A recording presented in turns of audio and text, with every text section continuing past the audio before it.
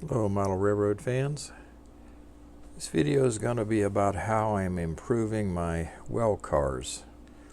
They were giving me trouble on one of my previous videos. So what I did after studying the issue with these things is I decided they were binding up as they went around the corner, because this little hole here wasn't quite big enough. So I took a round file and I reamed that out a little bit, and then I put a dab of engine lube on the male pin. So that seemed to fix it pretty good. The other thing I noticed in addition to that was on the end cars, the ones with the normal couplers, these two bars here, you can see where I filed them down. They were sticking out a little far as it went around the curves, and it was jamming into the car in front of it. So I took my flat file and I filed those down. The other thing I'm doing is on these ones with where I've double stacked them, I'm putting some white glue in between them because they were wobbling and sliding out of position. So I'm going to glue those together, white glue, so soak it in water if you want to get rid of it. The other thing I discovered is some of these car containers are just a little too tall for one of my bridges. Now, my bridges are all the same, so I don't understand why one is acting short, but so I can't put a second container on top of that. So I'm gonna just, pull those as single containers. Then, in the process of weighing these things, I found that some of them are metal, and they're around 5 ounces, which is plenty. NMRA standards is like 4.75, so that's good. And I have 10 of these heavy ones that have a metal frame. Then I have 5 that have plastic frames, and you can see their weights not even 3 ounces. So I'm going to add weight. Originally I thought I would open up these containers and put the weight in them, but then I decided, that probably end up breaking them trying to get them apart. So I thought, well, I'll just put the weights underneath, since I can't double stack some of these containers. So that gets me, with those weights on my little scale here, that gets me up to, wait a minute, turn that off, 0. That's backwards.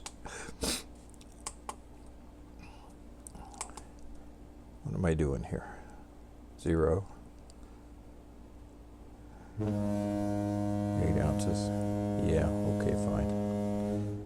I don't know what's going on with this thing. Well, anyway, they were 2 ounces, so I'm adding, just a minute, I gotta figure this out. Okay, we're back. I don't know, I guess I can't operate a damn scale. So I put in a whole row of these 1/4 ounce weights, and I'm getting it up to 4 ounces, which is about a 6-inch. My little scale here, it's about a 6-inch, 4 ounce. So I think I'll go with that, since I don't have a lot of weight. I'm using most of it, so I'm going to have to order some more weights. So yeah, that's what I'm doing to these cars, and I'm going to run them for you here in a minute. We'll see how it's working.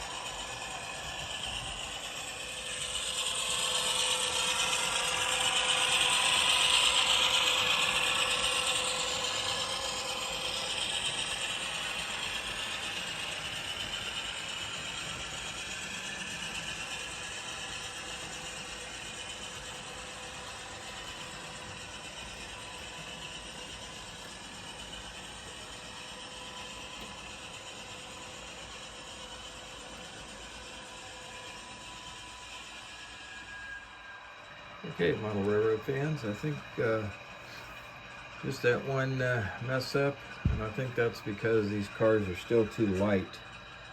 I need more weight in these things. The other thing I need to do is the way I put those in there. See, I had to cut down the number, but because the way I put them, you get this rocking motion. So I'm gonna have to figure out a better way to get those weights in there. Yeah.